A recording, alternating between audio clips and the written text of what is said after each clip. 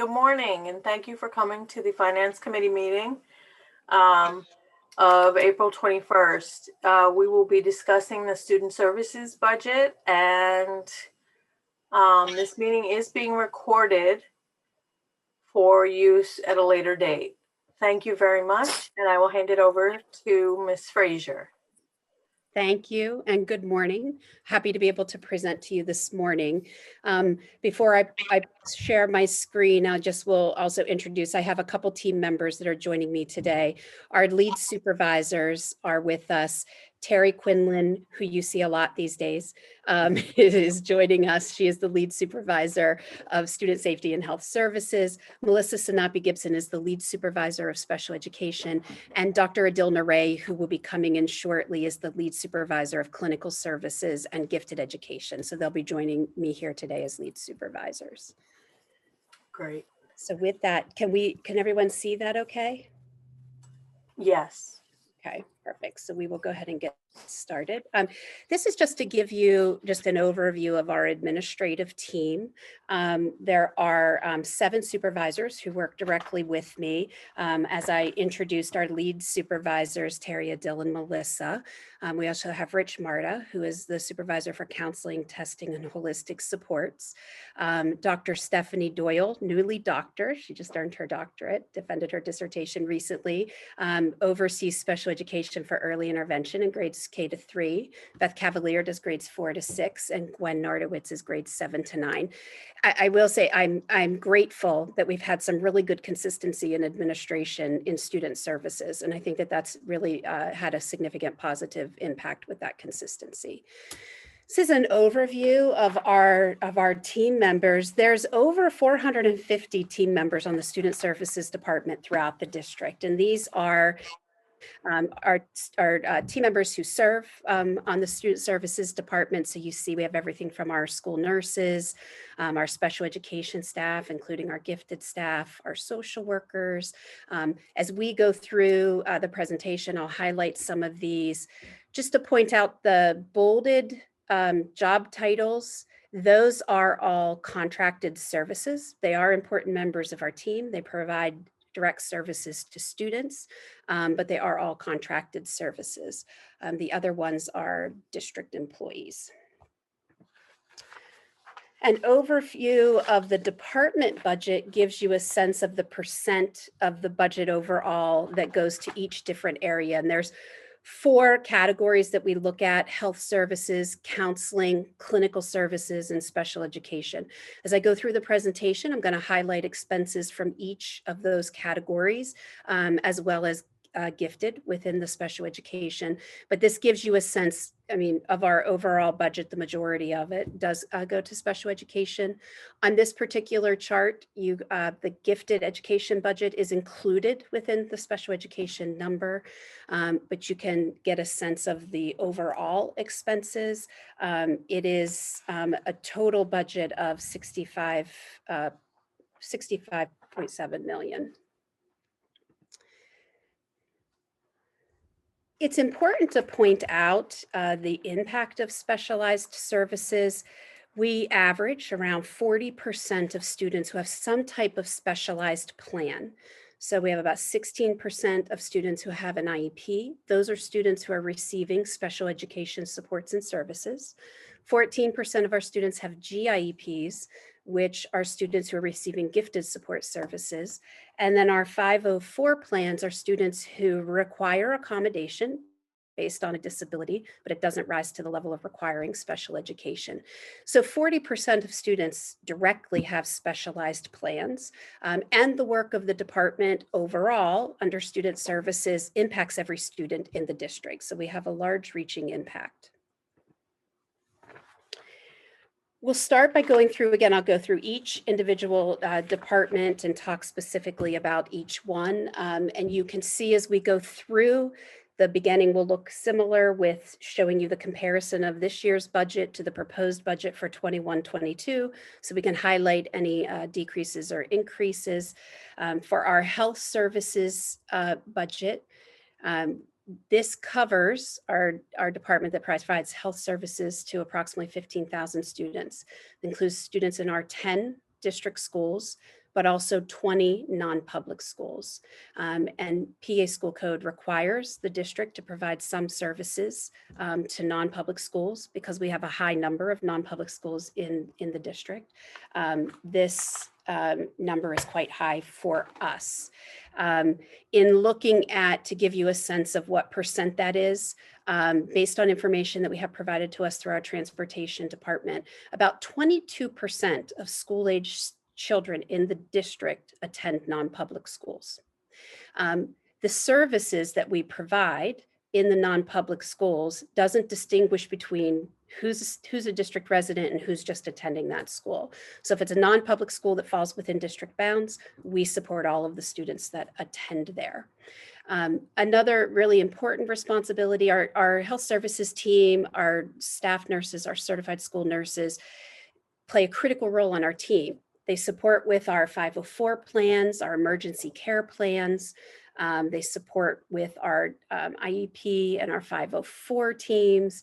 They provide mandated services, health, or like our annual health screenings, medication administration. They oversee our immunization, record keeping, physical exams, and they also provide a lot of health-related training. Our nurses are all CPR instructors, so we've been able to utilize them to provide in-house training, which has been a cost savings for the district and also makes it easier to accommodate staff schedules that way. When we look at this, I did want to point out the expenditures for health services for our non-public schools is just shy of $800,000 for the upcoming school year. So it does give you a sense of like the total budget, what percent we actually have to allot to supporting our non-public schools. With this budget, I'll also point out that there is a SHARS report that we submit every year that we could be eligible to receive some level of reimbursement based on the services that we provide to both district and non-public students. We get about $250,000 reimbursed to the district every year. Kudos to Terry. It takes a lot of work on behalf of her team to actually put that report together. So they certainly don't make it easy to get the funding, but we do get a little bit of a reimbursement. Health services in action. So I think this is what we envision of our nurses today, right? We're seeing them as responders to COVID. And I would be remiss if I didn't mention in this presentation how deeply appreciative I am of our team, of Terry's leadership of her team and their commitment. We really see, you know, they have more celebrity now than they have, but their role is so much more than that. And graciously and quietly, they are still doing all of the things that they needed to do before, in addition to managing the high workload that's related to the COVID responses. And we are deeply appreciative. And as we move forward, I'm going to be talking about some of the other responsibilities of our health services team. Some of the highlighted costs, I just pulled out some costs so that you could get a sense of where the money goes. We do have a lot of field trips every year. So we budget to allow nursing staff to cover those field trips. When we offer field trips, extracurricular activities, if a student has a medical need that requires nursing oversight, we are required to provide that nursing staff so that all students can have equal access. So if we have a field trip and even one student requires a nurse to be present, then we're required to send the nurse for safety reasons. So this amount allots for 2 field trips a day is what that averages out to be able to cover. So that's about $140,000 a year. We also have to provide that same support outside of the school day. So for any extracurriculars, clubs, activities that are sponsored by the district, K to 12, if a student requires that nursing support, we're required to make that available after school. This extra support also includes the work that we do during the summer. It's prep for the upcoming school year. It's looking at student immunizations and making sure we have all of the health records. It's also coverage for our summer programs. So for example, like SPIES is all included in this figure. Another example that I wanted to pull out for you is a cost that we don't always see, but we always have to factor in some way. If sometimes we have students who are medically fragile, who actually require, because of their medical needs, a one-to-one nurse with them throughout the day. And it might be because of specialized feedings, specialized medication administration, emergency medication administration, special needs and that require that nurse to be present, ongoing monitoring. We don't always have this expense. We never, can anticipate it. Again, it's based on student need. We actually do have a student that requires this level of support currently, so it is an actual expense. And then we are also required for staff nurses to accompany medically fragile students during transportation, so to and from school, if students require that. So that comes out of this budget. Some of our contracted services, we use a physician consultant at $35,000 as a not to exceed amount. This doctor provides mandated services for both. They support student services, supports our human resources, supports our transportation department. There's a lot of employee related supports, student health issues supports. In particular this year, we've also seen, we've had a good partnership with our consultant, has really been instrumental this year as well. We also have a dental consultant who provides mandated services for students in grades K, first, third, and seventh. That's at $5,000 a year. And then a shining star within the Student Services Department is the Evening Speaker Series that Ms. Quinlan helps to facilitate. And we've really had great success in bringing in some really meaningful trainings for parents. Anything from we've had Karen come in and speak about addiction issues. Matt Winterstein's a good example about suicide prevention and supports for students. We've had things on healthy eating and mindfulness. So being able to offer that for parents has been a great resource. Some other highlighted costs are technology-related supplies and fees. You can see that figure there. That really mostly supports our health records management materials and software that we require to be able to retain our health records. General nursing supplies, this is down slightly this year. That's why there's a slight decrease in the overall budget is based on our general supplies. Brain Steps is an excellent resource, and I just use it as an example of some of the consultative support that we receive. Brain Steps are through the local intermediate units, and it's a team that specializes in acquired and traumatic brain injury. And what Brain Steps team, when we need them to consult on a case, will come in and really support with interweaving like the medical components, the rehabilitation components, and the educational components. And so they've been really supportive and helpful in situations where we have students who have acquired or traumatic brain injury. And then Prepare, I am bringing it to your attention because I think it's timely to talk about Prepare. Since 2018, the district has been utilizing Prepare and training our staff in Prepare. So we have an ongoing cost with training resources, and I just want to talk a little bit about this. Prepare is a school safety and crisis management. So we are fortunate that we've committed with the board's support to have Dr. Naray and Ms. Quinlan as certified national trainers. And so they had to receive specialized extensive training for that and have to do ongoing training to keep updated. Again, in the middle of all of the work with COVID, Terry and Adil still had to update their training this year and made sure that they had that done.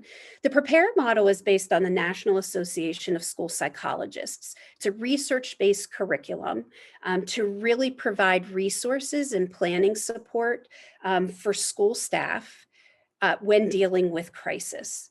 And the basic principles are based off the U.S. Departments of Education, Homeland Security, and Incident Command System delineated by the National Incident Management System. And so it really pulls together research based on how organizations can respond in crisis. And I thought it was important to bring up, as we've gone through this year with both COVID and pieces of racial trauma, we are always trying to think, are we thinking about this through a prepare lens? And that's what we always want to frame our responses through. This particular training is provided to our student services team members. So those are our team members that are in the schools, as well as district administration and building administration. So it's an important piece of what we do for both clinical and health services. Some of the influence, much of our nursing services are mandated by PA code. The PA code requires like annual health screenings, mandated services with equipment, screening subs, and equipment repair. Other drivers are the required services for students with disability, and as I had indicated before, the services for non-public schools. So onto our clinical services. There is an overall increase in expenditures for clinical services. Our clinical team consists of... I apologize to interrupt. Would it be convenient to have the questions after each section or at the end of the program? It's up to you. Okay. Okay, either way.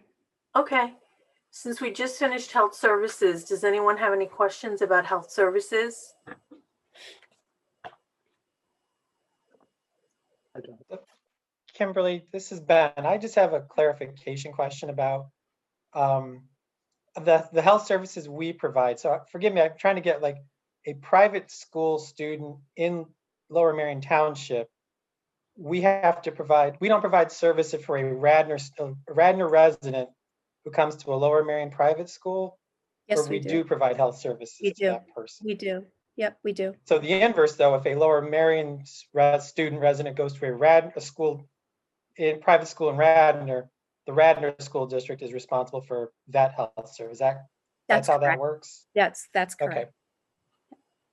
Thank you. Yep. Peter, did you have a question? No, okay.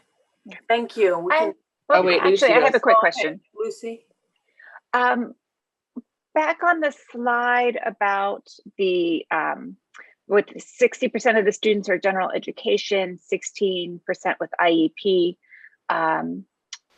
So I know that some students have both, like they may have an IEP and a GIEP or an IEP and a 504. How are those students that fit into two categories counted in those figures? Yeah, so they're represented. So students that have both, it's considered dually identified, which means you have special education and gifted support. We have about 100 students in the district who are dually identified. They're counted under the special education number for that. Okay. And you cannot have an IEP and a 504. It's everything's subsumed for an IEP. Got it. Thank you. Actually, I do have a question. Following up on Lucy's question, the percentage of students receiving specialized services has been increasing. Is that correct? It remains fairly consistent, I would say, and I actually am going to bring this up when I get to special education. I mean, typically with our enrollment growth, what I've seen is that our percentages stay pretty consistent with enrollment growth. So yes, the numbers are going up, but just like our enrollment is going up. Oh, so I was under the impression that we were, I don't know, 37% a few years ago, and now it seems like we're over 40, or we're at 40. Yeah, we're usually around 40%.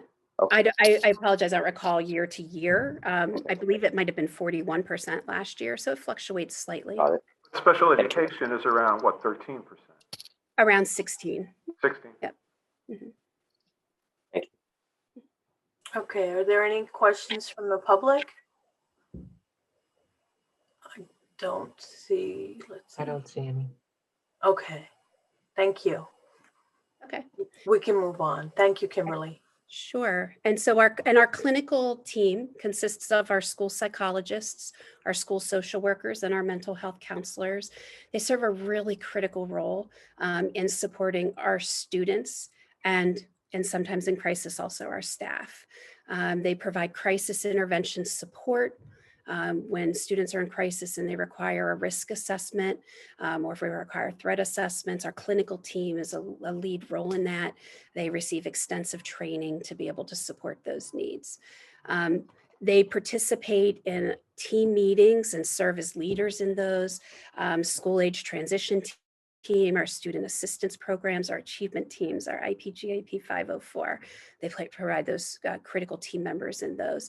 And they also help support our families with connecting to community-based services. Another great community-based organization that we've been working with is called The Hub. And it brings together different community-based services, Lower Merion Police Department, our Lower Merion Counseling, some victim services, Office for Children and Youth is present, Mobile Crisis has representatives there, and it's a good opportunity for some of members of our team to really connect with them about families that we know need support and need various levels of support, not just within the community and not just within the school setting. This is one of the budget areas where we have seen an increase. The overall increase is just shy of 155,000. This is one of the areas where I believe we've seen the significant impact of COVID, and I will talk a little bit more about that as we move forward. The district has a responsibility to child find. So this means that the district's required to identify and evaluate all children who are suspected of having a disability through the age of 21, regardless of the severity of their disabilities. And this applies to whether students attend Lower Merion schools or not. If they attend private school, we still have a responsibility for identifying students who may be eligible for services. There's costs that are associated with that. There's our materials and our technology that's all tied in with the assessments that we're required to complete. And an important part about this is we have to continually keep updated. So Dr. Naray is always keeping his eyes, when's the next version of a test protocol coming out? Because we have to update as new versions are released, because things change, norms are updated. And so we have to always have the most recent version of those test protocols. So it's important that we stay on top of that. And there's usually an expense as we have to change to a new version of things. We are trying to make a shift to technology to the degree that we're able to for scoring and actually recording for the assessments.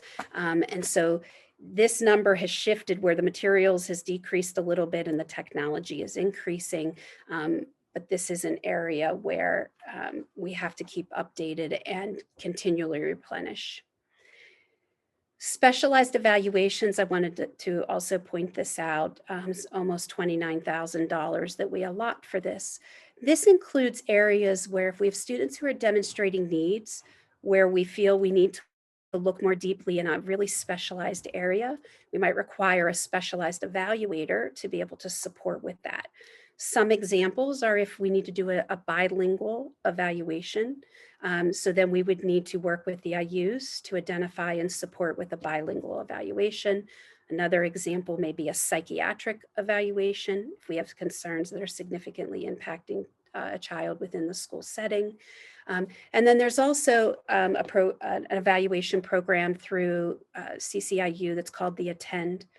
And this is a comprehensive evaluation that really supports with the needs of students who might be suffering from some school avoidance and some mental health components to that. So those are some examples of specialized evaluations that we might recommend throughout the course of a year.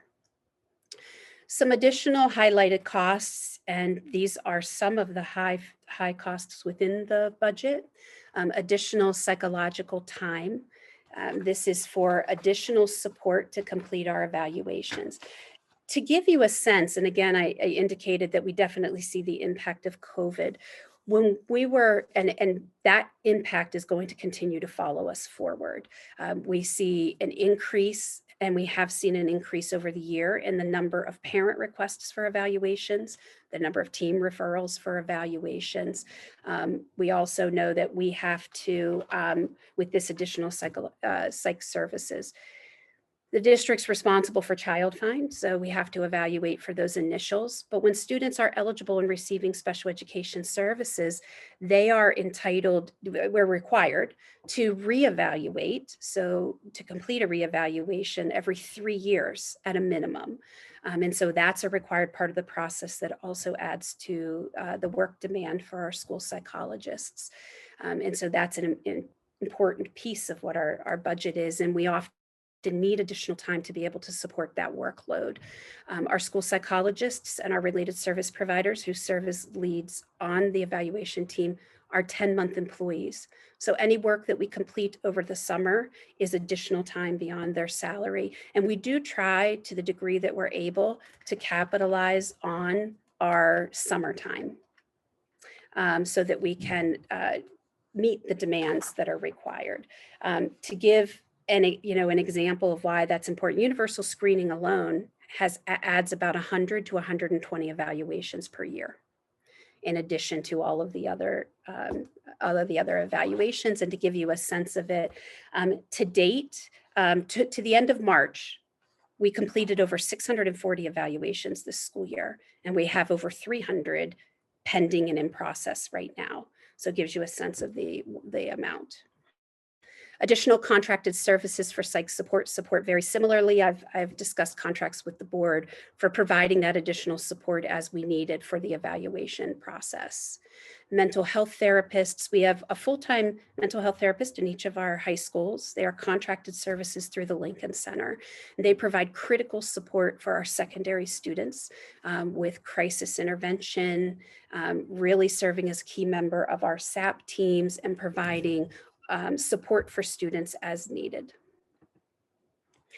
Key influences, we have highly qualified staff in all of our departments, particularly under our clinical services. Our school psychologists are all doctoral level, experienced, and bring a wealth of knowledge, which is beneficial to students and families and to the district. Our federal and state mandates, such as child find, have an influence on this budget. And as I mentioned, the universal screening.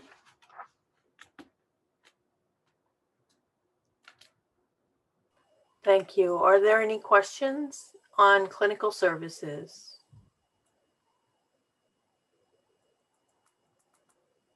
Okay, I don't see any. Are there any from the public? Oh, sorry. Yeah, you were just coming to the public. I had one question, Ms. Frazier, about the additional costs for crisis interventions and whatnot. Have you seen a significant increase this year and the end of last year due to COVID? We have seen an increase. Yes, we're seeing an increase, and a good example of that is our risk assessments. When I last gathered the data, which was around March timeframe, across all 10 of our schools, our teams had completed 54 risk assessments. That's high for us. So we see more students needing that level of intervention. And so yes, we are definitely seeing an increase in that need. And you know, when I share that we are completing these risk assessments, that can take anywhere for that clinical team that's supporting that student. It can take anywhere from 2 hours to a full day supporting that one student. And so that's definitely then takes, like, to our psychologists who also have evaluation responsibilities, they have to deal with that crisis in the moment. So it does take time. Do you have a rough idea in dollar figures, how much more? Because you're saying it's like $386,000 or so for this extra services. Can you give a rough idea what that was in prior years? I can't say, I can't put a dollar amount to, like, what's the cost of a risk assessment, right? Because not just one, I mean, just that general topic overall, has it increased 10%, 20%? I can't put my finger at like a percent to say the increase. And I want to point out, like, we do look at increase from budget to budget, right? But there's so many factors that come into this budget, as you see. You've got your ongoing regular responsibility, like ongoing responsibilities, and then the impact of COVID. It's hard to tease it all out. Thank you. Okay. Go on to counseling. So our counseling department supervisor for this is Rich Marta. So you can see there is an overall decrease. And I should have mentioned previously, you know, the salary and personnel costs, and Vic can step in if I am not saying this clearly enough. These will fluctuate a little bit. The proposal that's there doesn't account for, we know we have some breakage. We know we have some retirements in all departments that have already been put forth for next year. And so Mr. Orlando anticipates that this actually salary and personnel costs might come down even a little bit from what's here as the projected, but that's across the board for all of them. But this is a good example of we know we have some retirement within counseling department that's going to impact that. Our school counselors, this also includes within our school counselors, we have 2 career and college access counselors. And I bolded that title because I just want to point out that that is the title of our, I think sometimes we say, oh, they're just college counselors, they're real college access counselors. They're not. It's career and college access counselors. And we emphasize that really because not all of our students are college bound, and these 2 counselors provide supports for all students. And we provide a comprehensive school counseling program to address academic, career, and personal development. Our school counselors are critical in assisting students in exploring, planning their individualized abilities, their goals, their interests. And we have a skills curriculum that takes us from K to 12. And it really ranges, like in elementary, we start with some things like empathy building and goes all the way to when we get with our high school students and we're looking at career and college readiness, things like budgeting your time and being able to manage your time.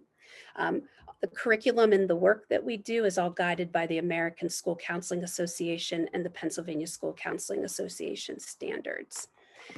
Our counselors also serve a critical role in our 504 case management and oversight for students who have 504s that are not medically based.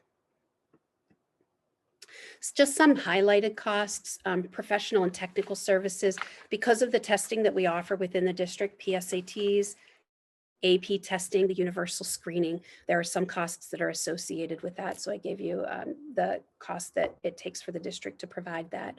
General supplies that include our instructional materials, programs that you're all very familiar with, Second Step, No Place for Hate, Love and Logic, require instructional materials and replenishing of that. Some secondary examples, Alveus, which is for bullying prevention, and our college guides.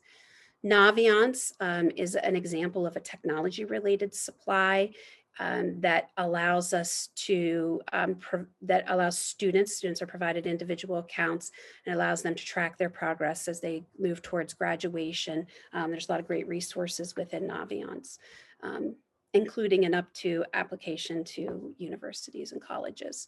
And then Cooter is a recent addition in the past couple years. It is also a technology related supply, but that's for K to 5. And that came out of Act 339, which is academic standards for career education and work. And Cooter has been a great resource for us to be able to use with our elementary students. And a final highlighted cost for counseling, because it's a large part of the budget, is the additional staff support that's required. So we have to allot time for evening parent presentations throughout the year. And we also need our counselors to come in during the summer to do work to prepare for the upcoming school year. And again, our counselors are 10-month employees, so the work that we do in the summer is above and beyond their salary. And so this reflects that additional work that counselors do to make sure that we're prepared as the school year starts, and also supports our families and our students throughout the school year.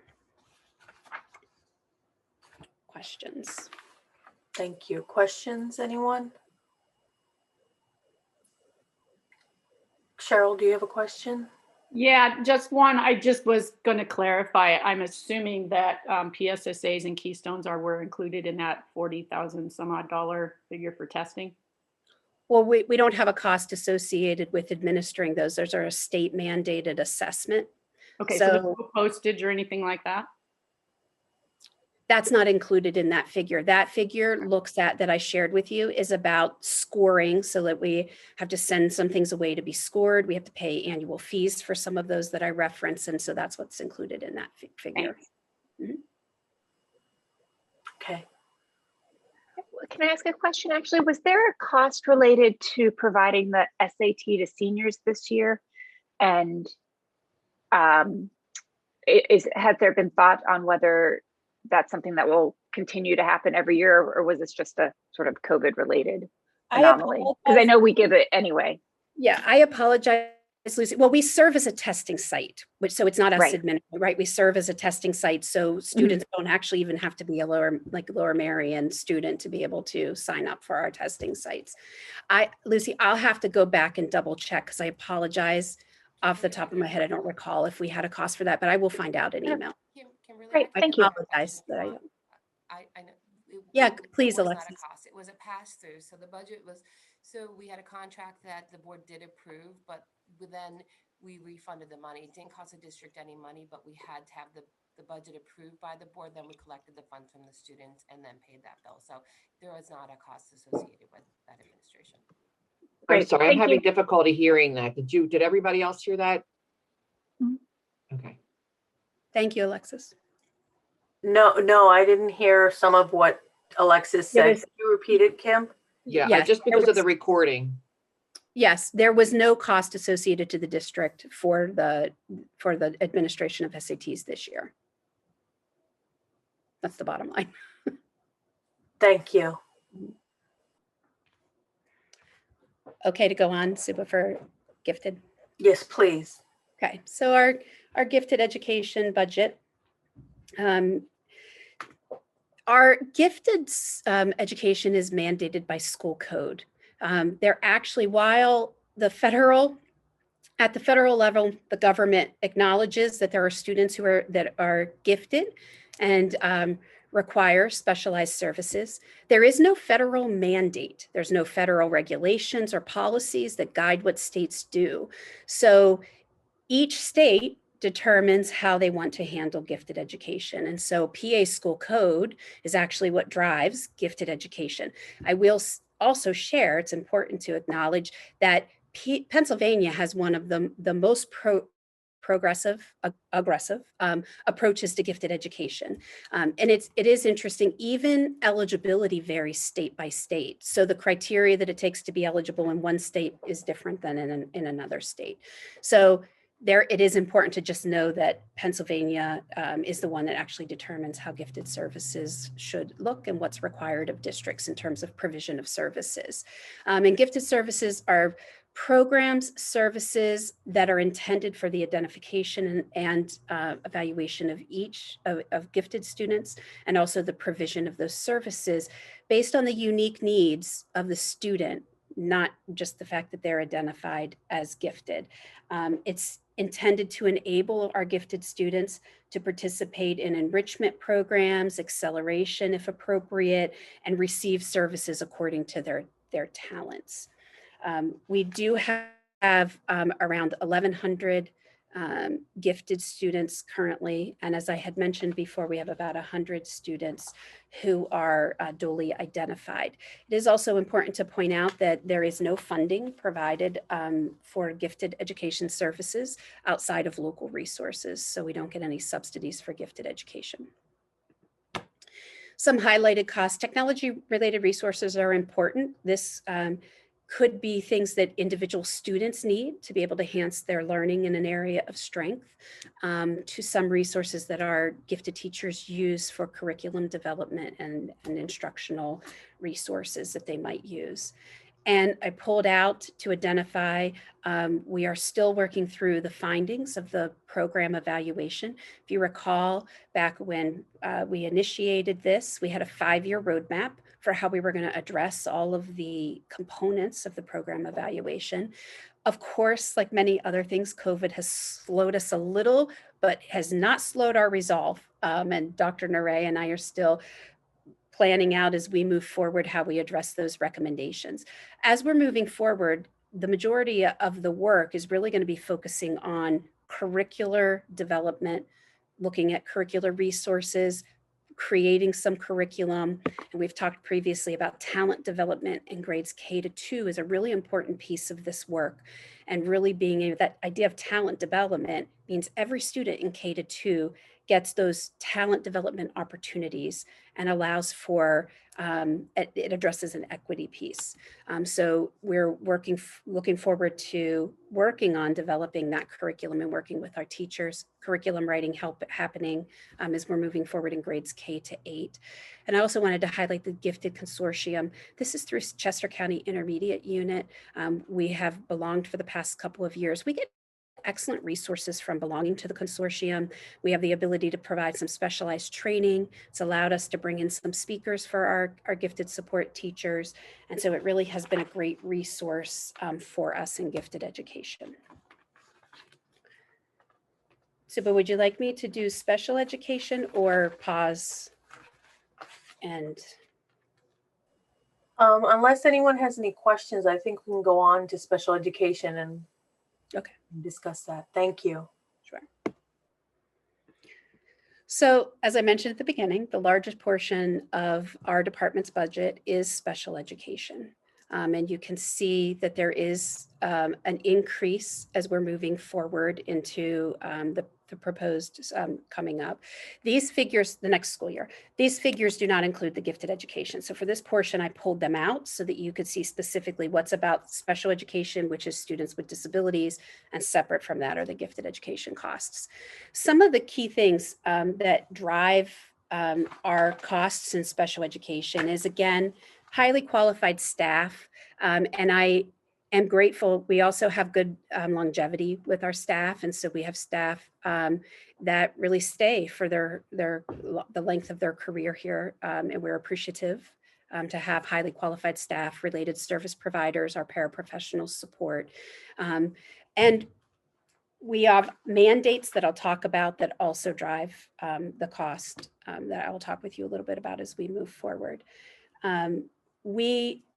Another thing that drives the cost is the individualized nature of special education.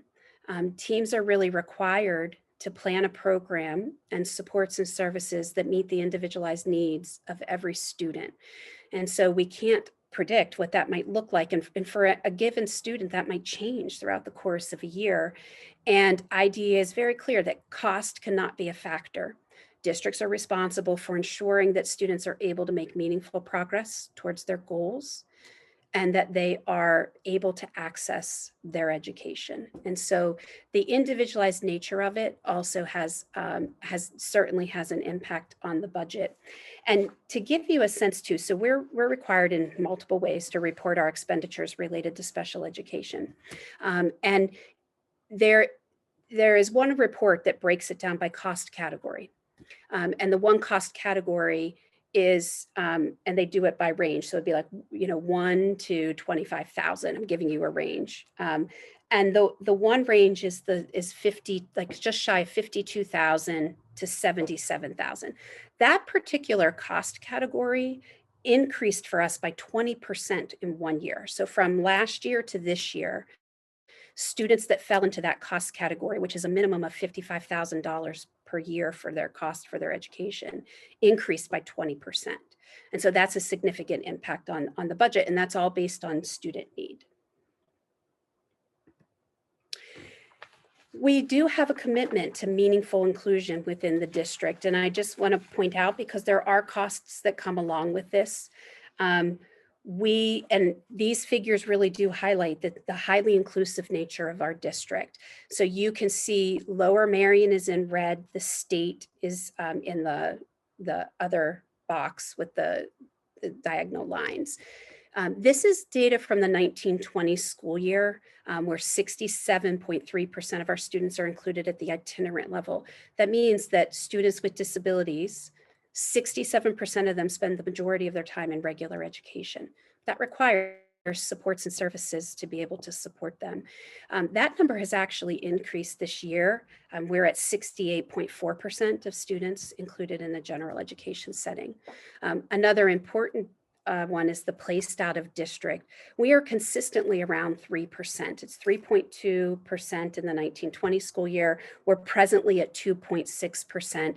Those are our students whose needs require placement outside of the district, that the nature of their disability and the supports and services that they require can't be provided within our district schools.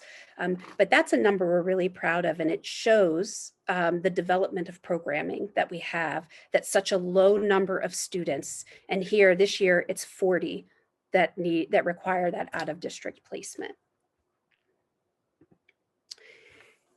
And before I get into numbers, I just want to point, I mean, we are very committed to inclusion, and it goes beyond the classroom. And that's about social interactions and activities that we're doing and ensuring that our students K to 12 have the ability to be meaningfully included with their peers. Extracurricular activities, peer trainings, we encourage parent involvement, supporting our community access. And it goes way beyond graduation for our students. And so this is the power of what we do, is the impact that we can have on these students as they're moving forward. And like hot off the presses, I was just informed yesterday, I haven't even had a chance to tell Mr. Copeland, that the district is being awarded a Caring School District of the Year. Thanks to Helene Scott, who is one of our special education coordinators, Melissa Sinapi Gibson, who's the overseeing supervisor, and our secondary special education teachers. Over the past year, including during the COVID closure, our students and their teachers packaged breakfast bags for homeless people throughout the school year. And so and you see one of the pictures where you see all of the boxes, that's them packaging up resources and supplies to help people in need. Even during the pandemic, we were able to have things delivered to homes, and people were able to package them. Our students were able to package them and get them prepared. And so I just want to say how proud I am of that team for really being committed to that. And it's a good example of providing our students with more than just academics, right? The importance of the social components of that, the being connected to your community and giving back to your community matters for these students as well. And it gave them the opportunity to practice and enhance job-related skills and social-related skills. So special education costs. Some examples of the cost: specialized counseling. Some of our students who have intellectual disabilities at the secondary level do require some level of very specialized support with social skills. And it's really when those students may need that level of support as they're going through puberty and they're learning how to appropriately interact with their peers, and they're having new feelings, and how do I handle that, and how do I engage with my peers appropriately? And so sometimes IEP teams will recommend specialized counseling for students if they require that level of support. Some of our related services: occupational therapy, physical therapy. This is to give you a snapshot of what the costs are. The occupational therapy at $551,000 is our K to 12 cost for students who require occupational therapy services, and same with our physical therapy. COVID compensatory services is important to point out. We are required to provide services to remedy a student's skills and or behavior loss or lack of progress related to the forced school closure. And so federal government and then the state added some further clarification. This is being required at the federal level to really look at mitigating against that impact of when we were unable to fully provide supports and services because we were on a forced school closure. And so teams had to look at this individually for each student based on their IEP goals. And the requirement of COVID compensatory services, again, coming to us as a mandate, is that those services are provided outside of the school day. So that does have an impact from a budgetary perspective because it's in addition to the services a student receives during the school day. This isn't an hour for hour calculation. It really is very student-centered. It's looking at where did students make progress or fail to make progress, and what services do we need to provide to help support with that to again mitigate against that. less than 10% of our students identified as special education were eligible. So it gives you a sense of the scope of eligibility. I will say, and I think a big testament to us being able to bring some of our identified special education students back in early September has a big part to do with that. Really being able to get those students back and support them made a big difference. And we did get a COVID compensatory grant for $103,920 to be used during this current 2021 school year, that we are using for direct services that we're providing, technology resources. But we do anticipate that the need to provide these services is going to continue throughout the next school year. And so we have estimated that cost at $360,000. And again, like everything else in special education, it's highly individualized based on the individual needs of each student. Some other highlighted costs. So we partner with MCIU for some of our related services. So you can see the cost here, $79,000 for hearing services. Again, this is K-12, direct and consultative. Our vision services at $114,500. Orientation and mobility. And then I will specifically talk about the behavior specialist. So we currently have 4 full-time BCBAs who support our special education department. They are such a critical member of our team. And we have partnered with the IUs to provide those individuals. Those individuals, those BCBAs, they're board certified behavior analysts, have a high level of training and skill. And so with that comes a cost. This is also an area where the IUs have increased the cost over time. Over the past 4 years, we've seen an increase of 26% in this particular cost. And that is about supply and demand. That with the IUs have shared that they see an increase in districts that want this level of support. And because it is such a highly specialized field, these are individuals that are also hard to find and hire. We are very fortunate. Again, that consistency piece, I appreciate. Our behavior specialists are contracted through the IUs, but they're a member of our team, and we have good consistency with them staying for many years with us, which is really important and helpful. Another cost that's driving for the 21-22 school year, and when you see that overall increase in special ed, this is a particular piece that comes out, are our costs related to age of beginners. Our age of beginners, those are students who are receiving early intervention services. Those are provided through the intermediate unit, and they're approaching the age for kindergarten or first grade. Once a child reaches school age, if a parent still elects to keep them in early intervention, the local school district has to pick up the cost. And so that's where now we start to see costs that get routed back to the IU for these services. In the 1920 school year, our expenses were $113,317. Our estimated expense based on the numbers that we've received from the IU for the 21-22 school year is $450,000. Some of this is, again, we can't control the number of students who are eligible for services. We can't control what they're eligible for. We're not involved with those students because it's being handled through the IU. We did see an increase in the number of families who elected to keep their children in early intervention services as we moved into this year, and we anticipate the same thing as we move forward. Another cost driver within our budget are out-of-district placements. You can see it accounts for $2.9 million within that special education budget. As I indicated, we have 40 students who are currently placed in out-of-district programs. When students are recommended for an out-of-district placement, that then becomes their pendant placement, which means we're required to continue to honor that placement until the IEP team determines differently and parents approve through appropriate permissions. So as we go from one year to the next, we don't have any control over the tuition, and students are required to be able to stay there. And so as our programs that we work with increase their tuitions, the district just has to accept what those costs are.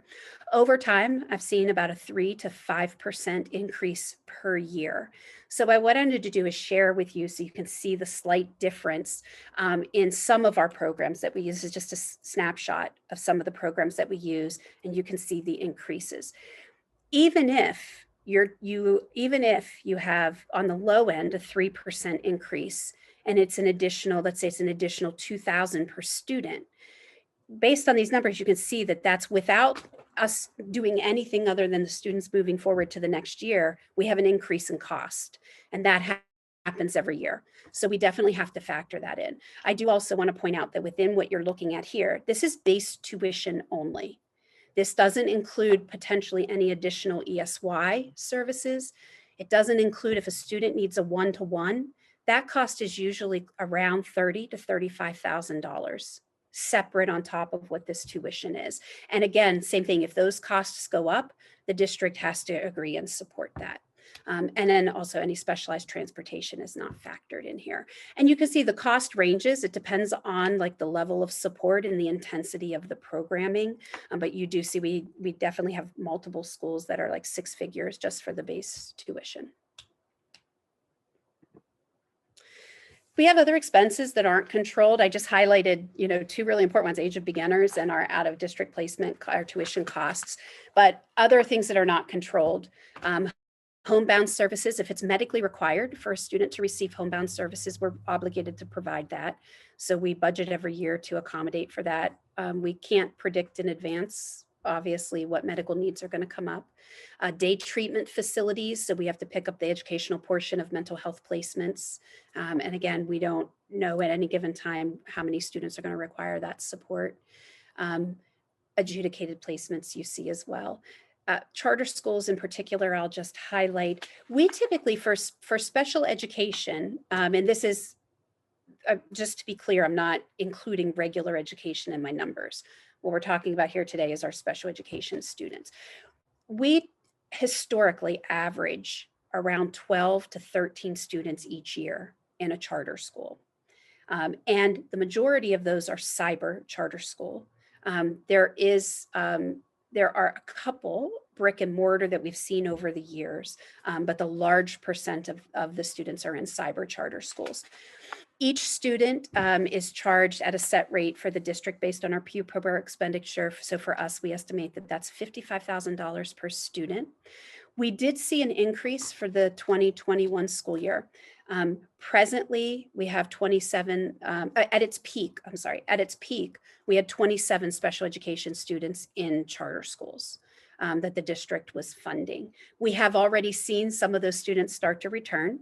I anticipate that we will see more as we move in, as we get closer to the beginning of next school year. So we're estimating that we'll fall back down to the more historical number of around 14. So we're budgeting for 14 students for the 2021 school year. We did, interestingly, since February, we've had 12 students. Now that number is regular ed and special ed, but we had 12 students who returned as of late February. And we definitely saw a spike even in the re-enrollments for next year for those charter schools. So we anticipate overall those numbers to come down, but you see it's still a high cost for the district. And with this, it's worth repeating, we don't even know what type of services they're receiving. So throughout my presentation, I've talked a lot about like the various needs and sometimes the intensity and the cost associated with that. For the charter schools, they get a set fee based on your per pupil expenditure. And so a student really could be a student who's receiving speech and language services only, maybe getting one speech session a week, or it could be a student who has intensive life skills needs. The charter school gets the exact same amount from Lower Merion, regardless of what level of service they're receiving. And we have no oversight or control or even have information about what level of service they're being provided. Key influences I highlighted throughout, obviously, our federal and state mandates. such as IDEA and our PA school code dictate a lot of what we do. There's a lot of legal requirements within what we do in special education. As I mentioned before, the individualized nature of special education and really making sure we're making decisions that are individualized based on student needs. We newly enrolled students, again, as I mentioned previously, our percentage seems to stay true with enrollment as well. So as our enrollment goes up, our special education numbers go up as well. But the level of need of those students coming in may vary. And so the cost associated with each individual student might vary. Then, as I shared with you, the costs beyond our control, particularly the tuition costs.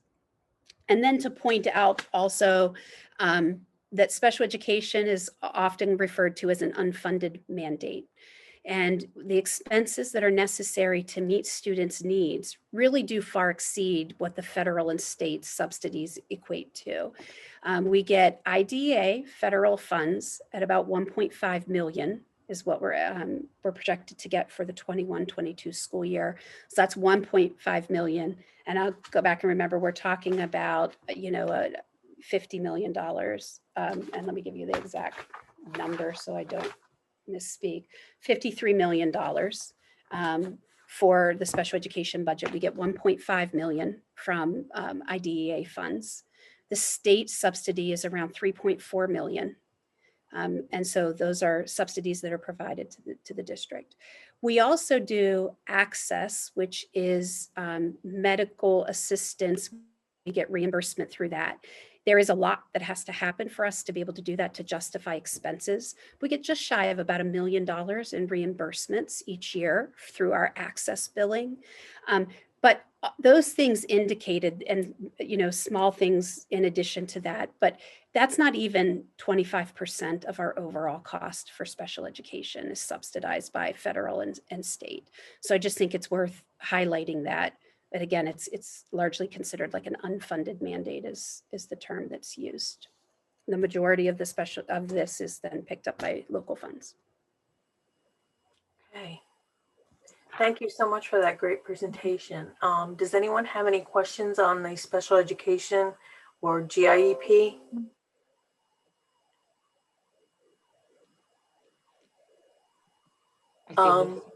Okay, go ahead.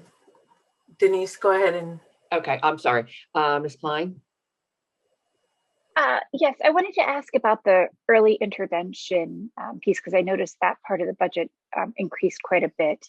And Ms. Fraser, you had said that it appeared that there were more families that were choosing to continue that, sort of from preschool to regular school. I'm curious if a student is receiving those services during preschool, but then chooses to go to a private school.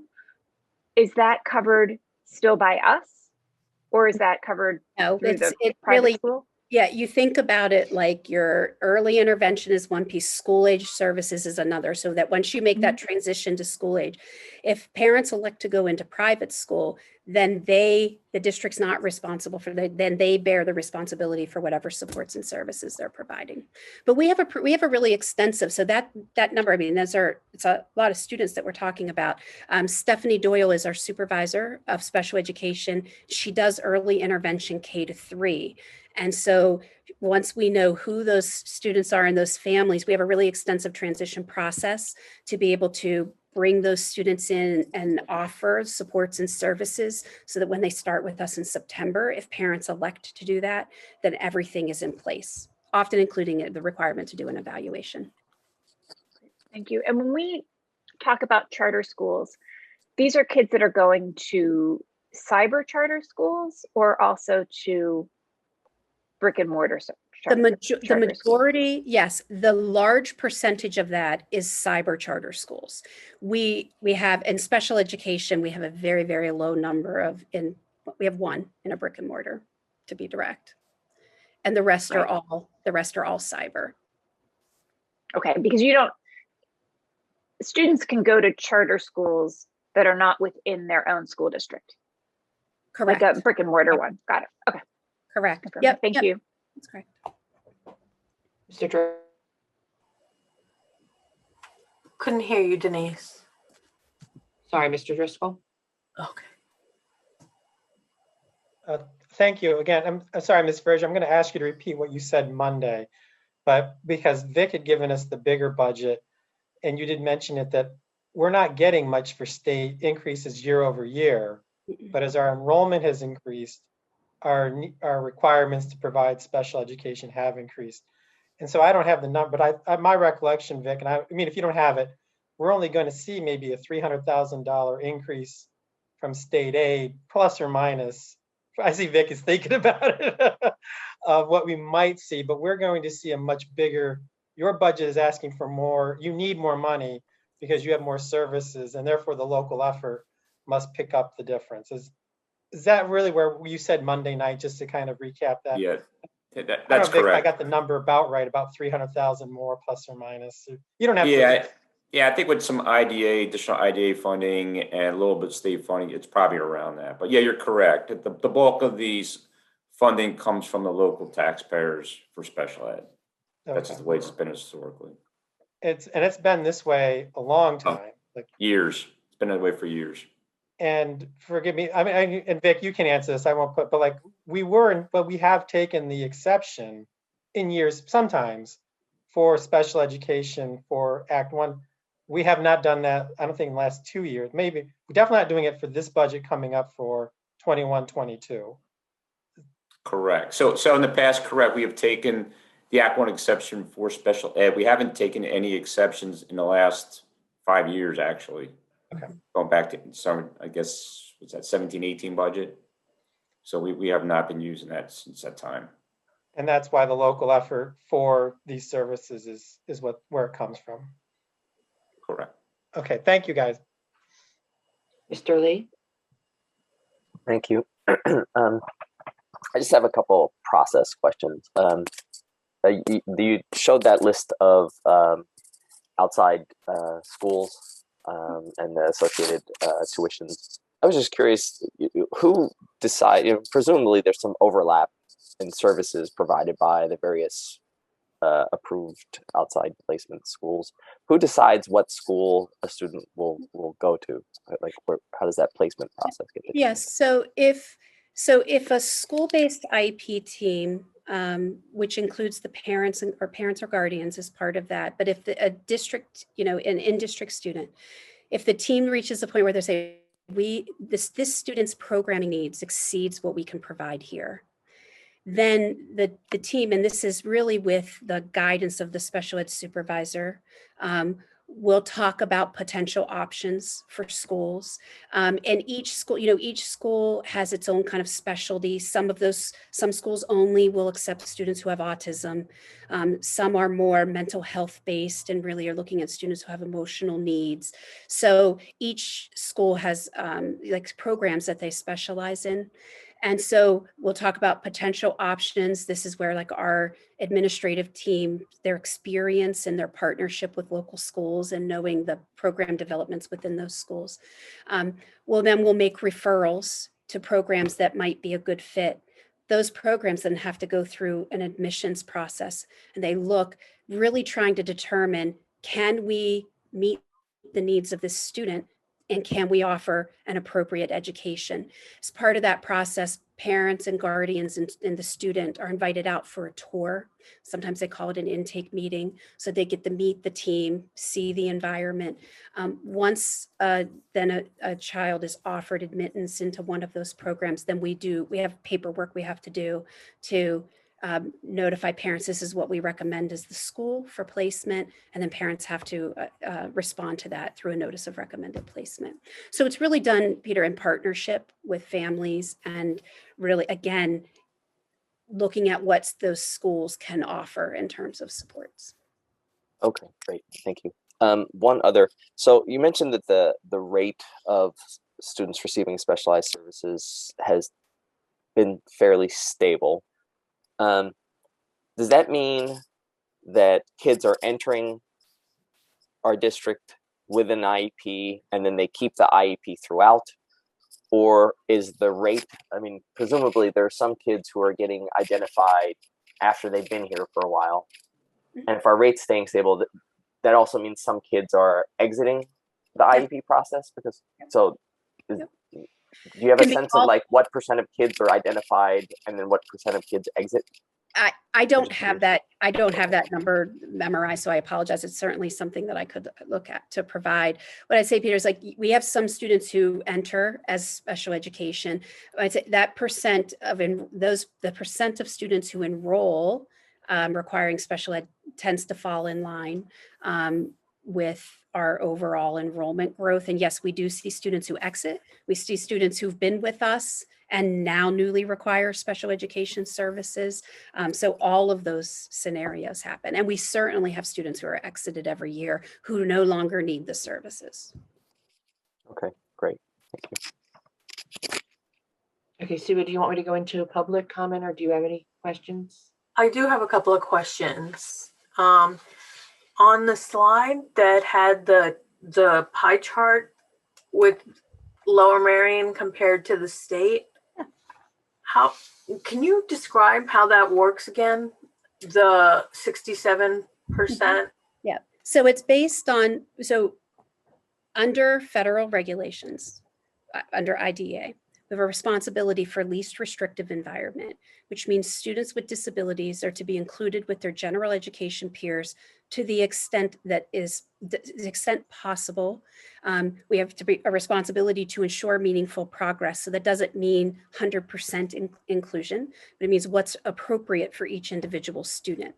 That 67 to 68% indicates to you students who are at the itinerant level. It means that 67 to 68% are students who are in regular education the majority of their school day. So their time in special education is limited to less than 20%. On the other hand, the students who are identified as full-time services, that number is low. That number is around 3%. Those students, if they're in special education more than 40% of the time, or I'm sorry, they're in regular education 40% of the time or less, then they're considered full-time, even though they still are included in regular ed for portions. And that number is 3%. Okay. There's levels of special education that each IP team determines based on the level of time that they're in regular education. Itinerant, supplemental, and full-time. And that's what those categories designate. Okay. Now, Cheryl, you can go ahead. Thank you. This isn't purely a finance question, but I'm trying to wrap my head around the fact that we're responsible for identifying special needs. But then if a student goes to a cyber charter and we have no idea what services they're actually getting, are we still responsible for that? So no, so that's a good question. So the child find obligation, if a student's enrolled in a charter schools are their own LEA. So they're responsible for child find within students who are enrolled. Okay. Okay. Okay. Are there any other questions? Can I follow up on that? So if they receive an IEP with certain services, through the district and then go through a charter, do they then follow the district's IEP or do they go through a new process and get a new IEP? So that's it. That's dependent upon the individual student and kind of where they are. So I apologize. I'll give a little lengthier answer to that. So when a new student comes to us, and in this regard, a charter school is just like if a student were coming to us from a local public school, Radnor TE. So as a student comes into a new school system, the district is responsible for implementing the pendant IEP to the best of our ability. And so we have to look at what that IEP requires and determine what we're able to implement or how we're going to implement that IEP. Charter schools are the same way. They're required to implement that IEP to the best of their ability. Along the way, you have IEP meetings. There's a minimum requirement of an annual IEP meeting. And at that point, a minimum where you would update the IEP document and supports and services. But the IEP team can be reconvened at any time and supports and services adjusted at those IEP meetings. So that's why it's a really fluid process. So if a student left to go to a cyber charter and redid their IEP, but came back within that year of when they might have had an IEP meeting within the district, would the district IEP hold, or would the newer one through the cyber? Yeah, that's the Hold. pendant IEP, which would, based on Pendant. the example you gave, would be the cyber school IEP. Cool. That's what we would have to work from. Okay. Thank you.